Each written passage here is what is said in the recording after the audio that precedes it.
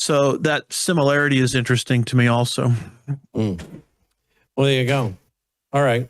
What's really interesting too is I remember Dr. Noble talking about queers and the queers this, the queers that. I'm like, I don't think that's considered derogatory. Not that I really cared, but I'm like, isn't that derogatory? And he said, oh no, they like it. I remember this is back in like the late 90s. He's like, no, they like it. That's now what they want to be called, LGBTQ. And I remember when that Q part came on the scene, because when we were kids, we would play Smear the Queer, and that was considered, a derogatory term. And your parents probably said you probably shouldn't use that term. I'm telling you, folks, they don't care when you use these terms. They celebrate these terms. Dr. Woods? Well, I remember Tim LaHaye giving his testimony. He says he threw a faggot into the fire and gave his life to Jesus. And I'm saying, Tim, you can't say that kind of stuff today. And he was referring to a pile of sticks, I'm guessing, right? That's right. Because that's what the word means. I said, don't say that kind of stuff today. You get thrown in jail. Yeah, Tim LaHaye, you can't say that. Well, there you go. All right. Dr. Andy Woods, andywoodsministries.org, andywoodsministries.org. All right. Thank you, Dr. Woods. Have a great trip. All right. Thank you. Thank you. All right, guys, that's our broadcast. Don't forget tonight's special report on the private credit time bomb. Many of you, your pensions, your investments are involved. Do you know about it? We'll tell you about it tonight. Take care.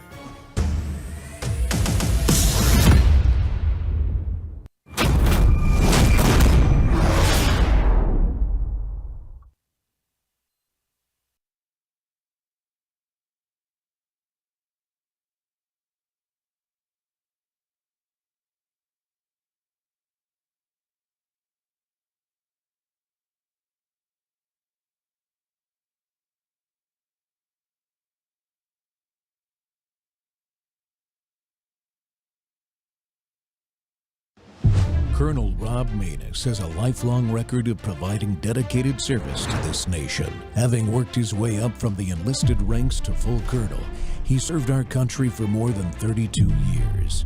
He has served as a bomber squadron commander, bomb disposal technician, Joint Chiefs of Staff Operations Officer, assisted the National Security Team with the campaign plan for the global war on terrorism. He authored the first theater nuclear war plan and served as the Vice Commander of America's largest airborne intelligence wing. Colonel Rob Maness is a true American hero.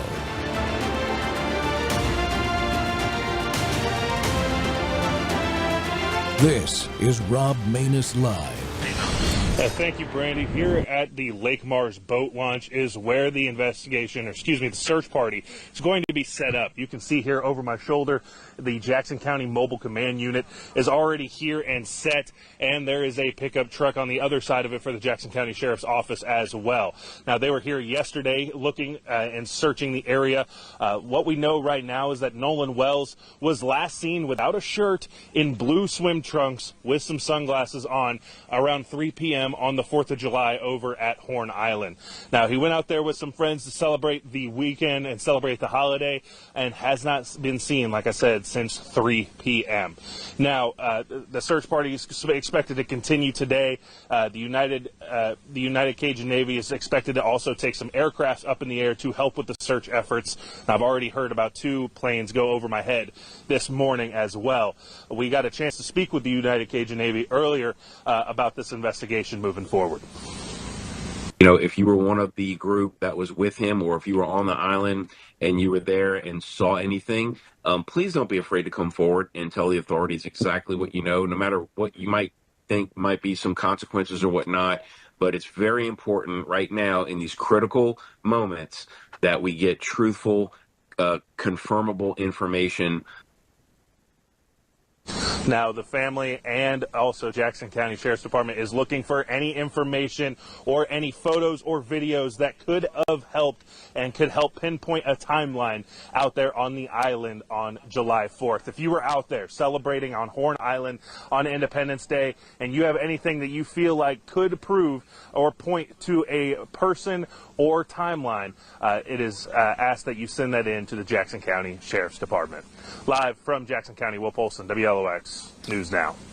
Welcome back to the Rob Maness Show. We're live on Worldview Tube and our X-Basis Simulcast, and it is Whistleblower Wednesday. And what you just saw was local news reporting from back on July 6th when 18-year-old, I think he was 19, really, Nolan Wells first went missing after a 4th of July boat trip to an island called Horn Island out here off the Gulf Coast in Mississippi with some friends. Tragically, 2 days later, Nolan's body was recovered on the island, known for its dangerous rip currents. The initial assessment is drowning with no obvious signs of trauma, is what was reported then. But since then, this story has drawn national attention with Benjamin Crump and Al Sharpton, social justice chasers now are heavily involved. And there's talk of a grand jury investigation. They did an independent autopsy that was just released today. Even before the official autopsy and toxicology tests have been released, they have already released their independent autopsy from the stage of the NAACP auditorium in Chicago, I might add. And I'm sure we've got some things to talk about there. So we're going to look at how the questions are unfolding, given we now know about the boat's GPS data, an exclusive interview of Nolan's friend by Brandon Tatum, who's a law enforcement background influencer himself, and came to Mississippi, shows evidence that doesn't match the racial narrative that's being pushed, and that the young men who were with Nolan that day deserve to have their full stories heard without the spin. And I hope that happens soon. At the end of the day, though, the bottom line is really simple. We've got a family and really an entire community. I live on the Gulf Coast, not in the town where they're from, but close by, and I'm part of this community, and the entire community is grieving and mourning the loss of this young man, and our prayers are with all of them. And to cut through the noise and get to the real facts from somebody who has been part of the search for Mr. Wells on Horn Island, and heavily involved. We're joined right now by Brian Trasher of the United Cajun Navy, who you heard about, and you heard from him in that little clip. Brian, thank you for being here today. We appreciate it. I know you're very busy with everything that's going on. I guess where we start is tell folks the United Cajun Navy's involvement as this incident started to get reported and unfold. On July 4th in the evening, I got a call from my incident commander, Josh Gill, and he said, hey, look, we've been getting tagged a lot on social media about a missing person off of Horn Island, young kid. And then eventually somebody got through to Josh that knew Nolan's mother, put him in touch with her. He spoke with her that night. They said that they were going to be going out the next morning on a boat toward Horn Island, that Nolan hadn't come home. He was with some friends. He never did come home. And so the next day, we about mid-morning, we hadn't heard any updates. We hadn't heard that he'd been found. He was still missing. So we had a couple of our volunteers from the Mississippi Gulf Coast go out on a boat with a drone and go canvass the island and then do a grid search around the island for several hours. That would have been 5 July, Sunday. The later that afternoon, the weather kind of picked up a little bit and the guys aborted for safety reasons. So obviously by that night, there was still no sign of Nolan. At that point, I knew that they had his keys and his phone and all that, but they still no sign of him. So that's when we decided that the next morning we were going to put an aircraft up, because we knew that we were getting too far away from the last time he was seen alive. And I knew that just continuing to look in boats was just we weren't covering enough ground quickly enough. So, and you're a pilot like me, Colonel, so you can search 100 times more ground, especially in a water search, than you can with the boat with an aircraft. So originally I was going to scramble one of our seaplanes out of Belchase, but one of my volunteers in Biloxi called me up and said, "Hey, look, I got a I got a fixed wing over at Gulfport International. I said, that's a lot closer. I met him 6 a.m. This would have been 6 July, Monday. At Mhm. 06, we met. By 06:30, we were wheels up, flying over Horn Island. That exact tip, northwest tip, did not see anything as we flew south, flew around Ship Island, down to Chandelier Island, made our way back and forth several times. We were in the air about 2 hours when we noticed some law enforcement boats converging on to the northwest tip of Horn. We descended, circled around, noticed a law enforcement presence on the beach, and then that's when I noticed that there was a body laying at the shoreline. Hmm. That was on the 6th of July? Yeah, it's correct. Yeah. Yeah, and that was sometime between that was like right around 0900 by the time I noticed all that on 6th July. Now you mentioned that the guys initially went out on surface vessels and their boats and everything. Yeah. Did they ever describe to you what things look like out at Horn Island on a day when a lot of people are out there? Were there people out there when they were out there looking? There were other boats looking that day because this was a Sunday, and again the day after a holiday. It wasn't as crowded as July 4th, but there were recreational boaters out there. Mhm. There was also Marine Patrol. I think maybe Coast Guard. I'm not 100% sure, but other private boats that seemed like they were searching and not fishing or just cruising around. And so we just presumed that they were friends of Nolan's or just heard about the story and were out there looking. Our guys actually went to the island first because one of my volunteers is actually a member of law enforcement on the Gulf Coast. He was on his day off and he just said, "Hey, I fly a drone. I want to go out there and help." So kudos to him. Yeah. And then our other guy that operated his own boat is actually a rescue specialist and a trainer. So two guys that were heavily credentialed to be doing what they're doing and volunteering for us that day. So we're grateful for them.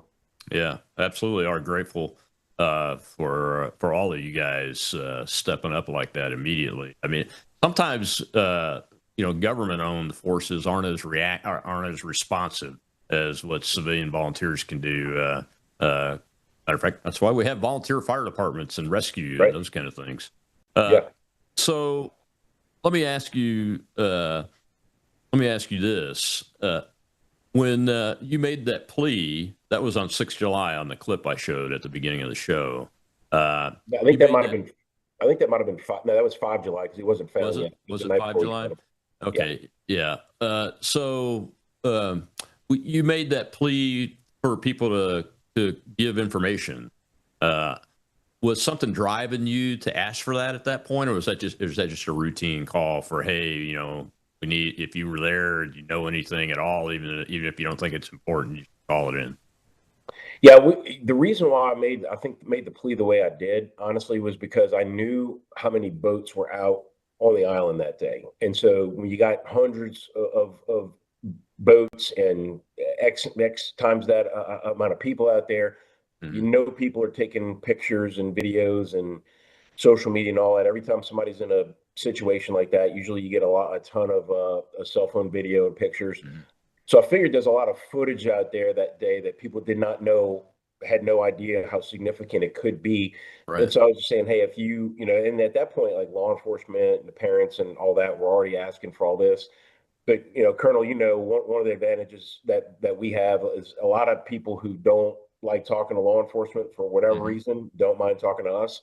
Right. And so we can kind of protect anonymity. Anybody that calls me up, I'm not going to ask for their ID. They don't even have to tell me their name, but I'm not going to be running a background check to see if they got any open warrants or anything. I don't care about any of that. I just want to know what they know. And so sometimes people feel more comfortable. And so I figure we might be able to elicit more information that way. And we did get flooded with a lot of pictures and emails. I'm still getting them today. I'm still getting them every day. People sending me videos. Hey, what do you think this is? Does this look like a head in the water? Is this like Nolan on this boat? Like, you know what I mean? There's just a lot. And, anything that I think is like significant or good enough, we're going to forward to the right people. But a lot of it is just, in my opinion, like just inconclusive.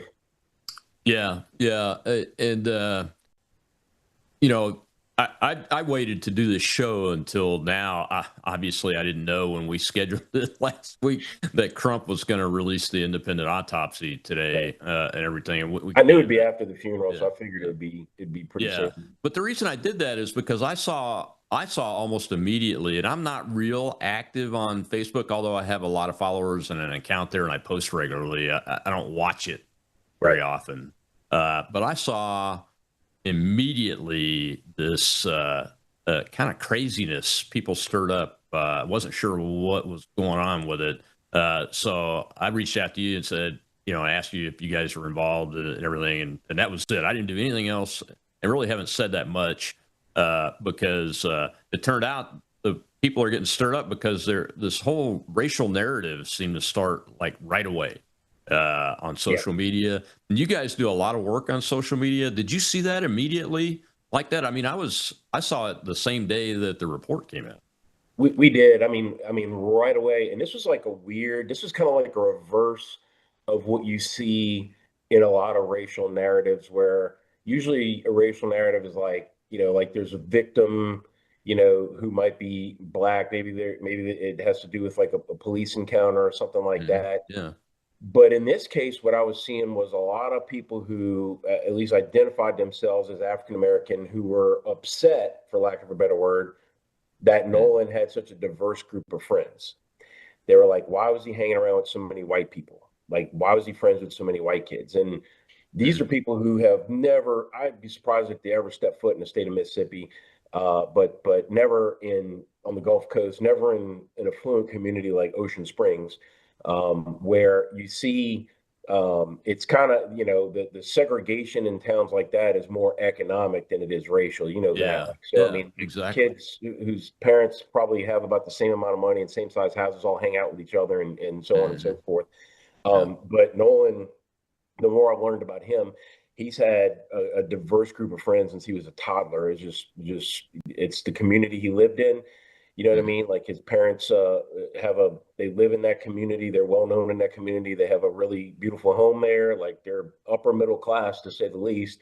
And Yeah. so, yeah, I just was surprised to see people taken aback that this young, black male football player like had so many white friends, was hanging out. And what they don't know is that all they keep posting these pictures of him with these kids on the boat and on the beach. These are kids that he went to kindergarten with and Yeah. played little league with and went to high school with and still hangs out with on a regular basis. The same kids you can see in Nolan's old social media posts. You can see them all together at dances, at parties. Like this was his friends. So, Yeah. it speaks more about his character than the people criticizing him. Yeah, it's interesting. We can get into this in the next segment. I got to take a break real quick, but I'll just set the stage with this is a military community here too, Oh, yeah. and a heavily government contractor community in addition to being military. And we don't really give a damn what you look like, and that's the way people are here. I mean, it's different probably than a lot of other parts of the world, but we don't care what you're like, and we all grow up together. Is what I'm hearing, just like any other military community. So Yeah, we'll the be only right. discrimination we do down here at the Gulf of America, Colonel, is how many horsepower is on your motor. Because Yeah, if you're running around with like a 25 and I yeah, got like a 350, like yeah, uh-huh. I'm gonna rib you. You know what I mean? I'm Yeah. kidding. Or We if you're a don't- sailboat guy versus a motor guy, Right. the sailboat guy is going to lose every time. Every time. All right, I'll be right back with Brian Trasher of the United Cajun Navy. We're talking about the tragedy of the death of Nolan Wells and what's going on with that. And we'll be right back.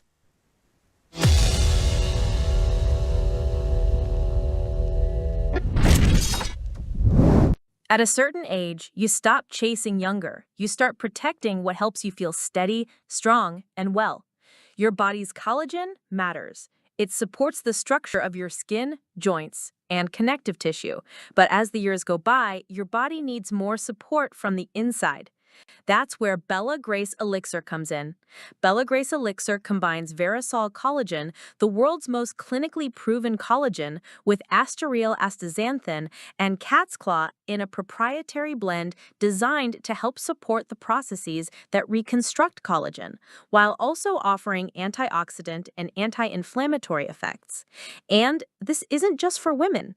It's for men and women who want to age with more confidence, more care, and a daily wellness routine that supports the body from within.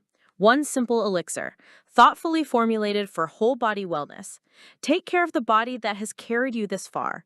Order Bella Grace Elixir today at melissahousebg.com.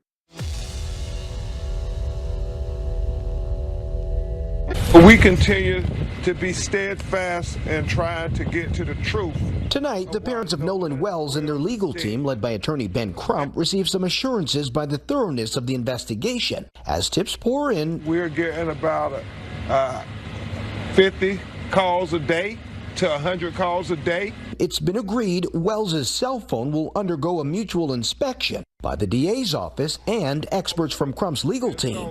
The hope is that when this is presented to the grand jury, all relevant witnesses and evidence will be presented to them so that we can have a fair and impartial investigation. The phone could be a key piece of evidence in the investigation, as Wells' mother expressed concerns about possible deleted material. When me and my sister went through it, there was nothing. No saved videos, there was nothing in there. The 18-year-old college football player was last seen on July 4th on a boating trip with friends to Horn Island, 10 miles from Mississippi's Gulf Coast. GPS data obtained by the Mississippi Department of Marine Resources shows the boat arriving at the island at 11:14 a.m. Friends he was with told investigators Wells chose to stay on the island as they left. His mother reported him missing that night. Police report her 18-year-old son, Nolan Wells, missing last seen at 3 on Horn Island. After a 2-day search, his body washed up on the island. For the family, there are so many unanswered questions about what happened that day. If this was your son, if this was your daughter, wouldn't you want desperately to get to the truth? Wells' funeral is set for Monday. Meanwhile, the family is still awaiting the results of the state-conducted autopsy, as well as one that was conducted by the family's legal team. Tony? All right, Skylar, thank you. Welcome back to the Rob Maness Show. We're live on Worldview Tube and our X Spaces simulcast, and it's Whistleblower Wednesday, and we're talking about the tragic loss of Nolan Wells.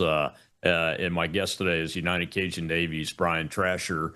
Brian, that was before the funeral, but the individual talking is Benjamin Crump. He's a well-known nationwide social justice race attorney. Look, the parents have every right, and I expect them to have all of their questions answered that are answerable by the authorities, by the official authorities. Every parent, in my opinion, should have that expectation. But we mentioned the social media narrative building right away in the last segment. What really has disturbed me a little bit about this is, and I don't, and the parents can call in Mr.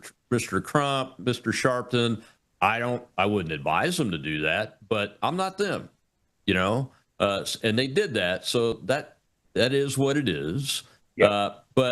And even then, in that clip, I picked it because he's doing what I would expect my attorney to do if I had hired an attorney in this situation to help me navigate this. And I don't hear anything like outlandish in building some narrative that is probably not going to turn out to be true at this point. But I do get concerned when I hear things like, we want to be able to put this before a grand jury. Well, a grand jury is usually about criminal indictment, right? So that's where I started getting concerned. I'm like, well, these kids all grew up together, and it's not like they went out there by themselves and were partying and one of them didn't come home. That's not the real situation, is it? Not according to eyewitnesses, no. And going back to, Crump and his team, they swooped in fairly early, right? Swooped in fairly early on this case. And I've heard Christine Wells, Nolan's mother, I've heard her say on several occasions that obviously she wants answers. I mean, there is a Yeah. gaping hole between approximately 4:30 in the afternoon on 4th of July and the time Nolan's body washed up on Monday morning, where nobody seems to know what in hell happened to him. Nobody has any pictures, any eyewitness accounts of him being anywhere with anybody. Something swift and serious happened, obviously within those hours. But she, like I keep saying, I mean, I know everybody knows what Crump and Sharpton do and how they make their money and all that kind of stuff. However, playing devil's advocate, they are bringing her more resources than she would ever be able to obtain on her own. Yeah. And more attention than she'd ever be able to obtain on her own. So I think in her mind, she's like, hey, I need help, and these guys are offering help and a lot of it, and so I'm going to take it. Now, I hope that the public doesn't then loop Christine and Elmore into the Al Sharptons and the Ben Crumps of the world, because they really are good, honest, hardworking people who just had an unimaginable tragedy and are just probably doing everything they can to stay above water right now. Bad analogy. Just do everything they can just to kind of stay sane right now. And so yeah, I hope that doesn't happen for them. But yeah, going back to the narratives of what happened that night and the stories that the friends, apparently the boat that Nolan went out on was taking water. The bilge wasn't working. We've now heard about them calling in for help, then from Seatow, then calling off the help. Then they got towed for a few miles, presumably, and it's a speculation, just as an advanced boater.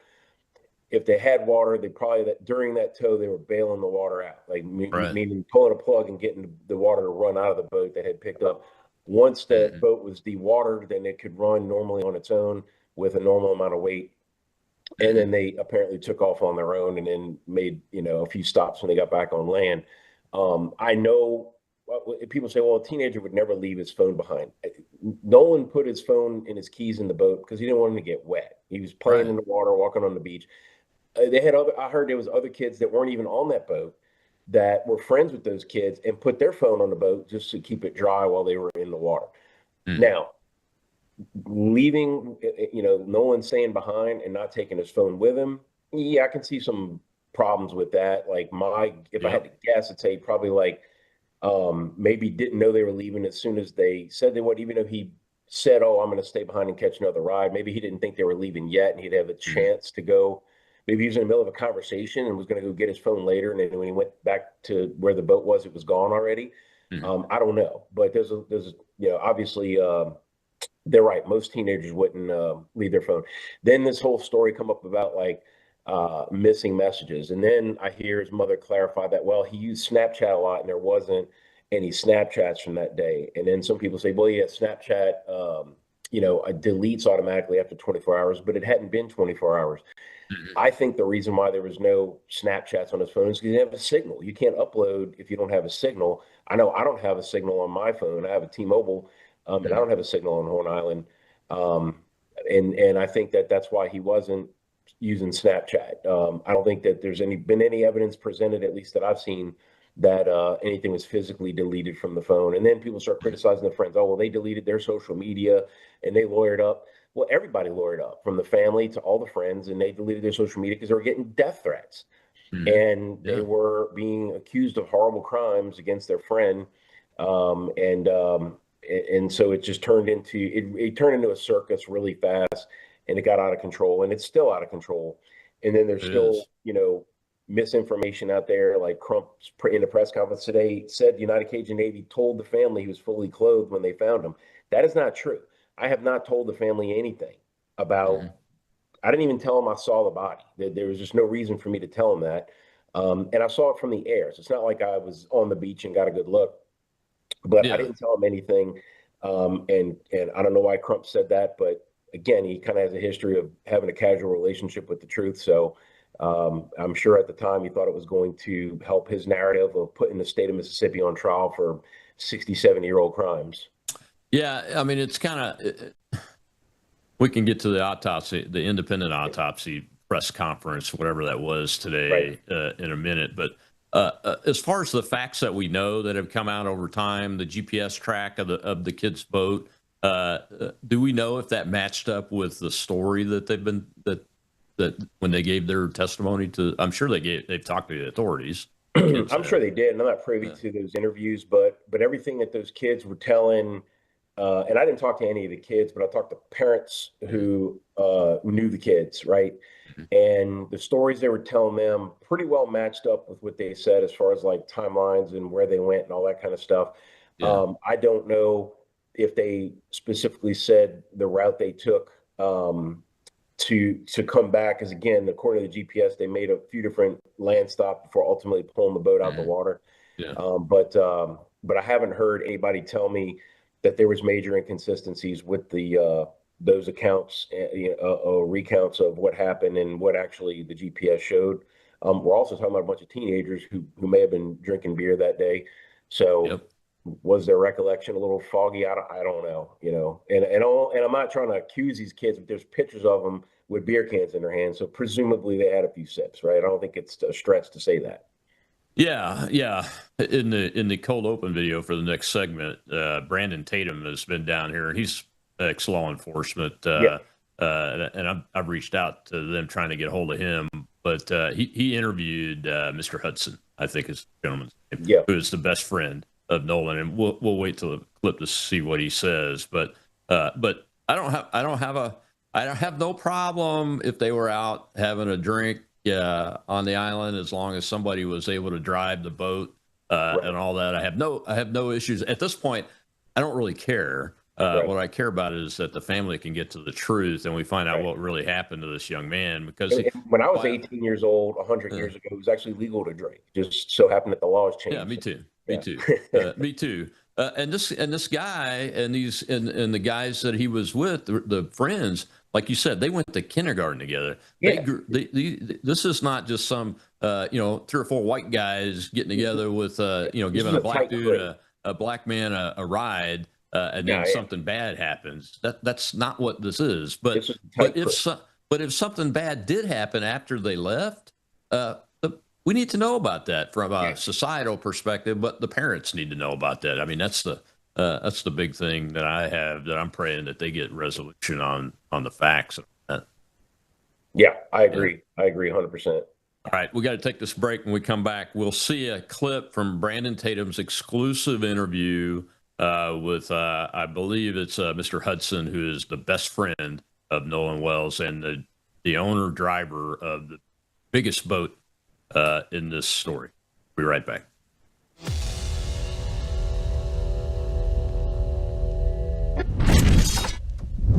Take a look at the water you just poured.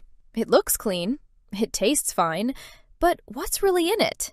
Lead, fluoride, arsenic, chlorine, pesticides, PFAS forever chemicals, pharmaceutical residues, and bacteria. Every single day, these toxins flow straight from your tap into your glass, into your family. It's time for Sentry H2O from Worldview Water. Sentry H2O is the ultimate water treatment technology, designed to remove harmful toxins, balance your water's pH, and enrich it with essential minerals like calcium and magnesium, the way nature intended. From commercial scale systems to whole house filtration to crisp, delicious drinking water right at your kitchen sink and shower, Sentry H2O delivers cleaner, healthier water everywhere you need it. No plumber, no tools, no plumbing knowledge required. Perfect for homes, apartments, rentals, RVs, refrigerators, and more. Because everyone deserves access to clean, healthy water. Visit worldviewwater.net. That's worldviewwater.net. Got to say something real quick. Benjamin Crump should be ashamed of himself. Al Sharpton should be ashamed of themselves. I'm right here in Mississippi. It's crazy that I had to fly down here to even get this information.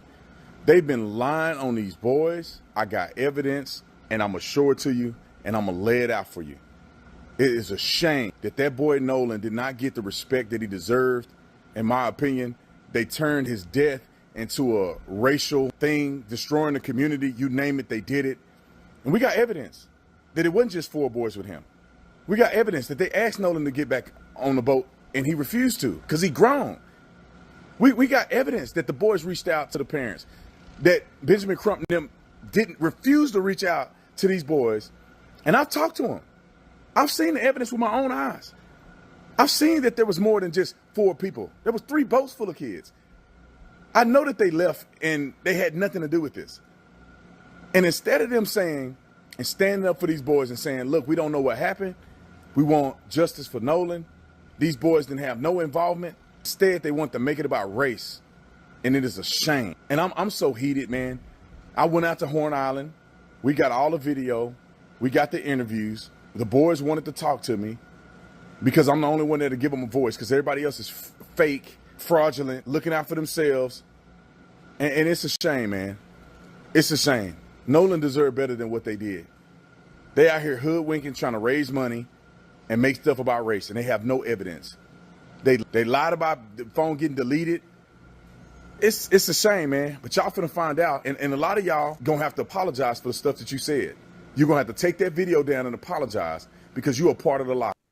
Welcome back to the Rob Maness Show, and it's Whistleblower Wednesday, and we're talking about the tragic death on July 4th of Nolan Wells, who was, by all accounts, a great young man, college football player, well on his way, had great friends and everything, and that was Brandon Tatum right there. He is go to his X accounts, folks. Brandon Tatum. He's ex-law enforcement. But he came down and he did an exclusive interview, and I want you to go, please check out the interviews he did with these young men that were with Nolan that day. One of them's his best friend, and these young men's stories deserve to be told, not because of them, but because of the honor they do to Mr. Wells. Because they loved each other, and you can tell. I've only been able to watch about 30 minutes of the interviews on Brandon's account, but you can tell that these men loved each other. They'd grown up together all their lives, and it honors Mr. Wells to hear them be able to tell the story from their perspective. And they're being attacked. They're being attacked. And my guest today is United Cajun Navy's Brian Trasher. UCN has been involved in the search and rescue operation since the very beginning, and we are very thankful for them and their volunteers locally here for stepping in such a timely manner. And Brian, I think Brandon's right to be incensed about all this. I watched the press conference of the release of the interim or the independent autopsy results today by Mr. Crump up on the NAACP stage in Chicago, and aside from the factual information that he read out of the report, which Nolan's parents were in the audience there. I'm not so sure it was a great idea to read some of that stuff, but that's on them, But Trump went into, and the head of the NAACP, who I think is from Mississippi too, also went into like Emmett Till, Medgar Evers, it's like I don't know what it is, but it's like they're trying to say, well, this happened in Mississippi. It has to be the white kids took out the black kid kind of situation, and that's just not right. That's not right for the parents. That's not right for Nolan and his memory. Well, let's talk about this for a second. If we're going to talk about Mississippi's past, let's talk about America's past, and let's talk about where we are now. On the 250th anniversary of the founding of this country, Nolan Wells, a young black man, was hanging out at a party on an island with a bunch of his white friends. 50, 60 years ago, he wouldn't have been allowed to be on that island hanging out with white kids. 250 years ago, he probably would have belonged to somebody, like been somebody's property. And it's hard to even imagine that now today, but that would have been the truth 250 years ago. It probably would have been the truth, I should say. Yeah. So let's think about how far we've come now with the fact that Nolan Wells was a free man, free to be friends with whoever he wanted, free to go to parties and be social and recreational wherever he wanted, without any hindrances or roadblocks. So to bring up the past, let's face it, Emmett Till was murdered. We know that. Medgar Evers was assassinated. We don't know how Nolan Wells died. We think he drowned. That it's going to be there's going to be a cause of death that's going to come out. I thought it was interesting that the independent autopsy couldn't determine. I almost think that, and again, I'm not a medical professional, I'm not a medical examiner, but I had talked to some doctors that said it's pretty ludicrous for any doctor to come out and say they don't know. They think they were probably told to say that it's inconclusive pending an investigation. Now, I did hear that there was, I hate to say it, but like missing body parts because of the first autopsy and things like that. So maybe there wasn't enough there for them to make a conclusive report. But to announce it on the stage at an NAACP convention with all this fanfare, I think if they had something, I think if they thought for a minute that they had a smoking gun, they would have immediately held a live press conference wherever they're at and not done it from this stage in Chicago. Again, I hate to see the parents caught up in the circus because they are good people, but I think they're kind of pot committed to this team that's been helping them out, and they're just riding the wave. And at the end of the day, I know all they want is answers. I know they want somebody to definitively tell them, this is how Nolan died. This is what we think happened. This is what his last moments would have been like. And they've now buried the child, so they just have to move on, with their lives. Yeah. And I know it's easier said than done. They're never going to be the same again, but I mean, they still have lives to live, and they have 18 years worth of memories to carry in their hearts forever of Nolan. And that's just kind of the place they have to get to mentally and emotionally. Yeah. The sad part is there was nothing in the interim autopsy. I mean, the doctor is one of the best. I think he's the best in the business, if not one of the best in the business that they used. Actually wrote it in his report that their body parts being missing is not unusual. No, I'm paraphrasing him, not quoting him, but he wrote it in the report that was not unusual, not out of the ordinary. Even the part about the throat, the pieces of the throat that he would have looked at in a first autopsy, he said they weren't there, and likely, and again, that's not abnormal because it's likely kept it for further testing or evidentiary reasons and those kind of things, and all of that makes sense.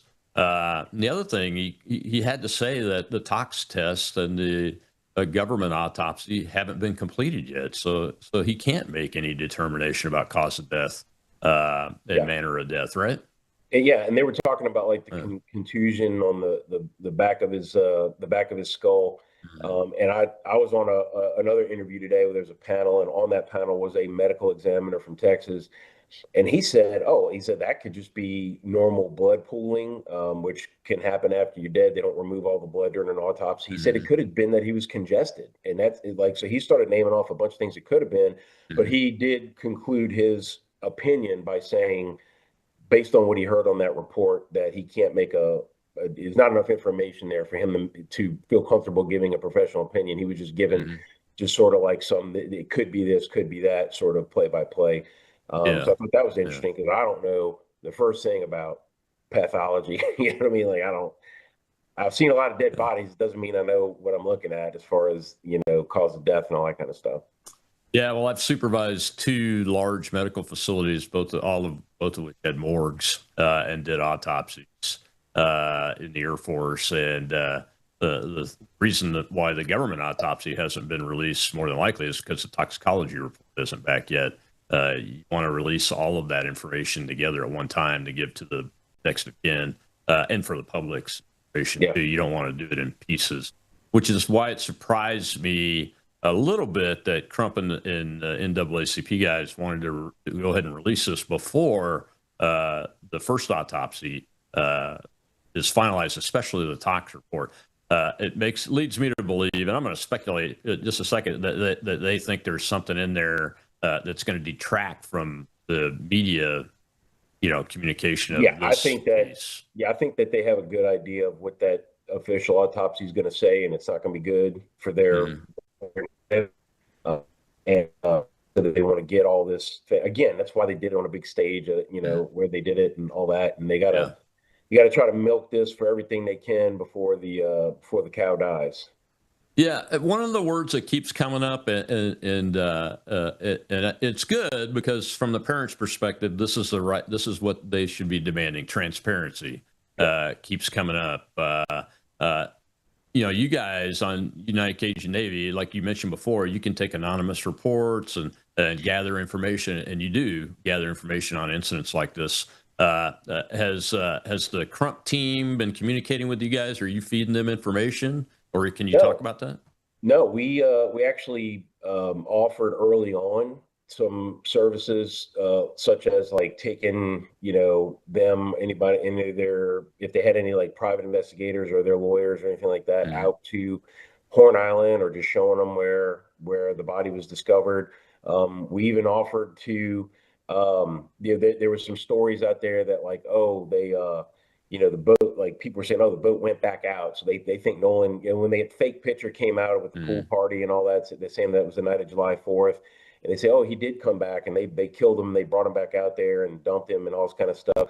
All that fell apart very quickly. Number one, when they found out the pool party photo was from like a week earlier. And then number two, the more and more eyewitnesses talked, they had placed him on the island after his friends had left. However, having said all that, the boat that Nolan supposedly rode on and when it had brought back his keys and his phone and all that, we offered to have our canine dogs inspect that boat for decomposition. The dog would know if there was a dead body on that boat. Yeah. They said, oh, well, we heard that they cleaned the boat. I'm like, well, yeah, it's pretty normal to clean a boat after it's been in salt water all day. I said, but there's only one kind of chemical that can get rid of decomposition. You have to do a pretty thorough job. You'd have to know what you're doing. And I know these people don't even know what kind of chemical that is or how to properly how to clean it up to throw off trained cadaver dogs. Right. And so the dogs would know right away. And they declined. They didn't want us to do that. That's an interesting question. I hadn't thought of that. Yeah, because I mean, it doesn't matter how long a person's been dead. A cadaver dog, it could be a month. Yeah, it could be a month. The dog it could be a few minutes, and the dog smell that plane that crashed in Lake Pontchartrain in December with those two pilots from the Gulf Coast. Our dog smelled the decomp in 13 feet of water from the boat. Oh man. So you ain't fooling these dogs. Yeah, you're not. Well, we got to take That's one more break. That's how we found that plane. She hit twice in the same spot. We put a diver down, and the fuselage of the plane was down there. So yeah, that's amazing. There's no amount of cleaning that any civilian without experience would be able to do to throw these dogs off. Yeah, absolutely. Well, Brian, we got to take one more break. When we come back, I wanted to play a clip from the family. His mom will be in this next clip, and just fair warning, it's emotional, folks, because. This family is heartbroken, and nothing will ever replace this young man for them. So we'll be right back with United Cajun Navy's Brian Trasher.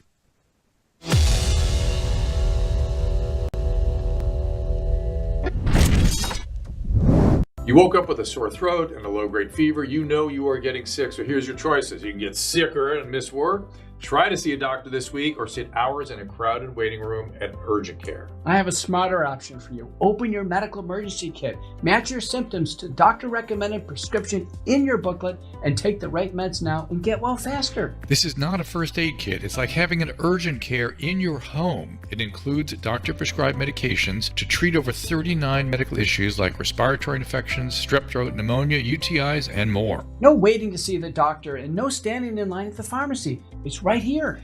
Every home should have at least one medical emergency kit, and here's how to order. Go to worldviewhealthcare.com.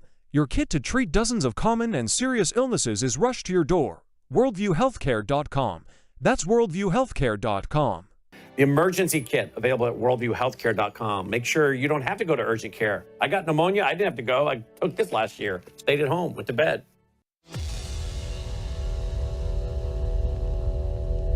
We thank you, Lord, for the beautiful 18 years that you blessed us with him. Thank you for the joy he brought not only to our family, but also to his friends and everyone in the community whose lives he touched. We will miss everything about him. From his quiet nature to the corny jokes his gentle smile, the way he made everyone around him feel comfortable, loved, and at ease. Your absence has left an emptiness that can never truly be filled. A piece of our hearts will always be missing. I want to start off by saying how proud I am of you, my son. You grew up to be a very young man that everyone enjoyed to be around. The constant lectures from me about having character, self-respect, self-discipline, and perseverance really hit home with you at an early age. You were not just making a name for yourself on the football field, the basketball court, and the baseball diamond, but you were also laying the groundwork for your little brother Elmore. I nicknamed you Mr. Cool Hands because it seemed like you was catching a touchdown every game. You wanted to be the best. So I poured all my knowledge into you. Welcome back to the Rob Maness Show. It's Whistleblower Wednesday, and we're discussing the tragic death of Nolan Wells, a young man that was very much loved by his family and friends. And it's a tragedy. It's a tragedy of his loss and a tragedy for the family, but it's also a tragedy for his friends who are being accused of doing something wrong before the investigation's even been completed. The main autopsy's not out yet, but the Crump team went ahead and released the independent autopsy with a lot of missing information, because you have to have the first autopsy results really to have the complete picture, as the doctor and the forensics doctor in the independent autopsy pointed out several times in his report, that it's normal for things to be missing, and that he couldn't make a determination on certain aspects of it, like cause of death, the manner of death, and those kind of things. So my guest today is United Cajun Navy's Brian Trasher. UCN has been here from moment one, on the ground, in the air, and supporting this family. And Brian, when I watched Brandon Tatum's interview of Mr. Hudson, who was the guy with the main boat, and I say main boat because apparently there were 3 boats with somewhere between 20 and 30 people in them that all went out together to Horn Island, which tells you paints a totally different picture than what comes through from the media transmissions and communications through the Crump team, doesn't it? One of the things that a lot of these media types that I've talked to over the last couple of weeks, that are from New York, California, Atlanta, wherever, have all said, "Hey, look, I'm not trying to sound dumb here, but like, what's Horn Island? Like, what is it?" And I'm like, "Look," I said, you're in California, like San Diego, you got Catalina Island, you got Avalon. On the East Coast, the Carolinas, you got the Outer Banks. In New York, you got the Hamptons. Like, it's a barrier island. It might not be as fancy as those places, but it's a barrier island with a pretty beach and pretty water. And people go out there in their boats and they hang out recreationally. There's nothing on it. There's no hotel. There's no resorts, restaurants, bars, anything like that. You got to bring everything you want to have with you. But it's what us Gulf of America people do on 4th of July. So yeah, I told you that to tell you that how much it highlights just how much people don't know about the Gulf Coast and its culture and things. That's why they jump to a lot of conclusions and got a lot of things wrong. Trying to be first means that they sometimes not the most accurate, and that did not change in this situation from the media perspective. But I will say there's a lot of networks and print publications that have reached out that these reporters genuinely just wanted to know what happened. They wanted to know our involvement, what was our opinion of what happened, all that kind of stuff. They really just wanted to get the story, and not create one. So I appreciate those folks. Yeah, I've seen a lot of that too, which is pleasantly surprising, because it used to be the local networks and press were the most, not only most accurate, but the most reliable.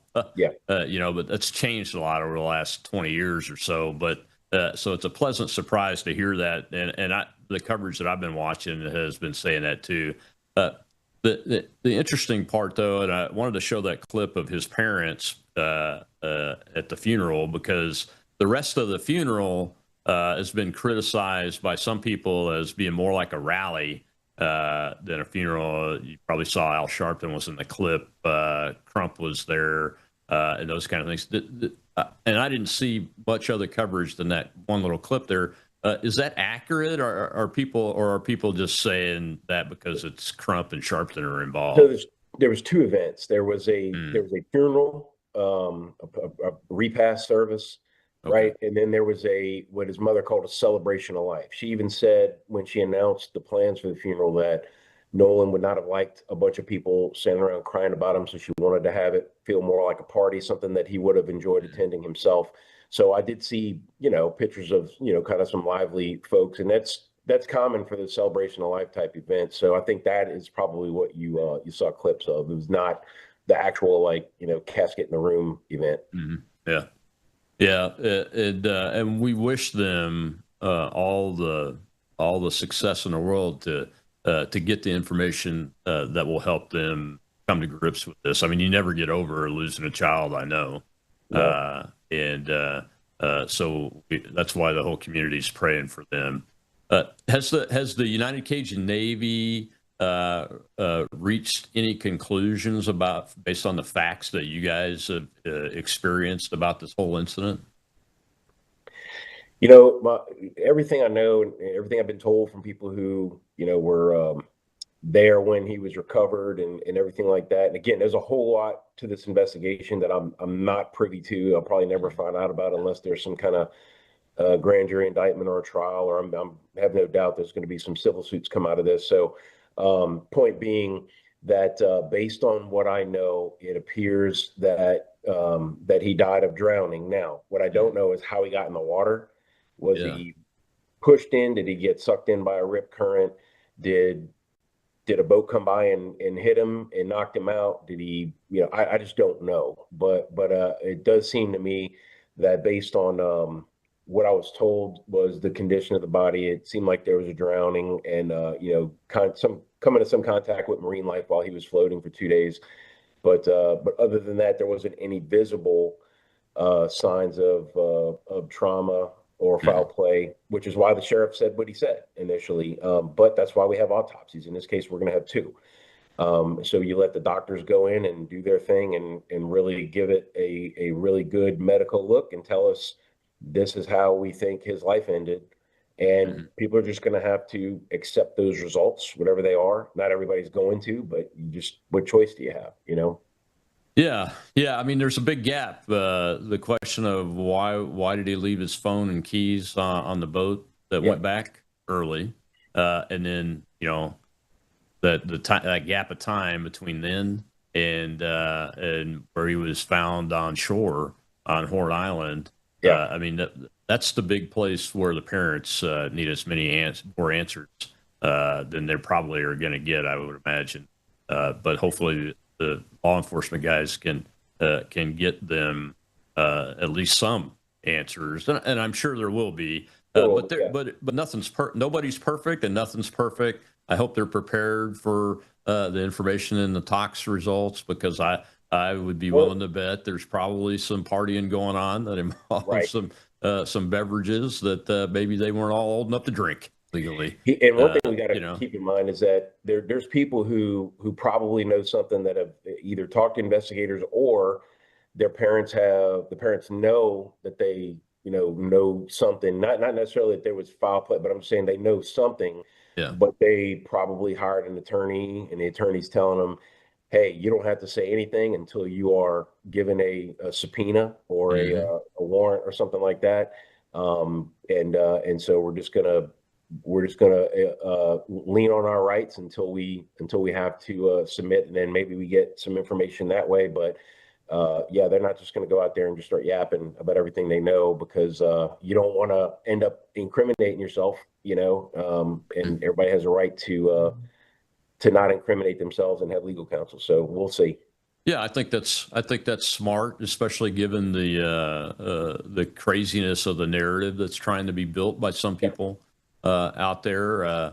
Because once the facts are known, all the facts that are knowable can be known. We want the parents and the community to have confidence in those, and if other witnesses are out there, talking out of turn, before there's any kind of hearing or deposition or court appearance and those kind of things, is the wrong way to go.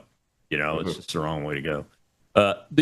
So his mom seems like a nice like they seem like good people. His parents there, have they said anything about the death threats to? I think one of the kids' moms is a local judge down here that he was with among his friends. Have they said anything publicly about the death threats and those kind of things? Yeah, Christine did an interview a while back where she said that she was made aware that people were being threatened and accused of things and all that, and she said that needs to stop. We need to have the facts, and just they're making things harder on everybody, including them, by spreading this misinformation and making accusations without knowing any facts. So yeah, she was on there, and look, even the local NAACP very early on came out and said, "Hey, look, we're keeping an eye on this. Like, we're very interested to see, that there's transparency and professionalism, but like, again, don't jump to conclusions. Let's wait until we see some facts." And so that's fortunately been, some responsibility taken by, and these are locals, right? So I mean, these people don't want their community burned down. You know what I'm saying? By a bunch of outsiders. So so yeah, and that's just kind of what now we got to wait for the state medical examiner, see if that jives with what the private autopsy says, and then just where the chips fall is where they fall at that point, Colonel. I don't know. Yeah, I think they're right to do that. It's on the community leadership and leaders, both formal and informal, to let the facts get out there, and make sure that they're all uncovered. I mean, that's their job. The government side, that's their job and their responsibility to Nolan, to his parents, and to the community. And I think the extremist group that showed up, there was one extremist group that showed up and marched through Ocean Springs on the protest, peaceful protest day, that probably got some folks' attention. We need to be out there talking in a balanced way about this, and let the facts be developed so that they can be out there. Yeah, unfortunately, I didn't hear about any like violence or property damage or anything like that. So even though it's a group with quite a reputation, they seem to have behaved themselves. And if they really want to. If they want what they say and think about Mississippi to come to fruition, like start tearing up public property and committing violence in Jackson County, Mississippi, you're gonna find out real quick what the business end of the stick feels like. Absolutely right. Well, man, we got Tropical Storm Bertha barreling through right now. I know you guys got work to do. Tell folks where they can find you, and I'll let you go. Yeah, UnitedCajunNavy.org is our website. We're on all the social medias, just at United Cajun Navy. Just make sure you get the official Cajun Navy organization. Yeah, we have meteorologists out there on the scene, and we have our storm chasers and folks ready. It looks like Bertha's taking some shearing, so she might not be as strong, but you still got to watch for surge and flash flooding, possible tornadoes, all those kind of things that can disseminate from this kind of a low area, low pressure. So everybody have a plan, be ready to execute it. And if you get in trouble, call the United Cajun Navy. Thanks, Brian. We appreciate you, and thank you guys. And we pray for y'all. And remember, pray for the Wells family, pray for Nolan, pray for his friends and their family. They are hurting too. They are lifelong brothers that loved each other. You can see it in everything that I've been able to see publicly. I'll see you tomorrow on Truth Thursday. Jeff Clark will be here from the Oversight Project. It'll be an interesting conversation, I'm sure. A lot of legal developments lately.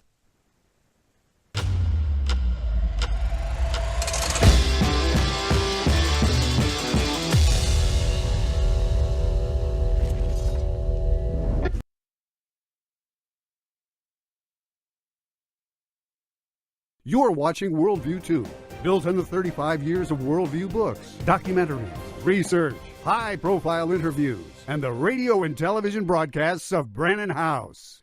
What if millions around the world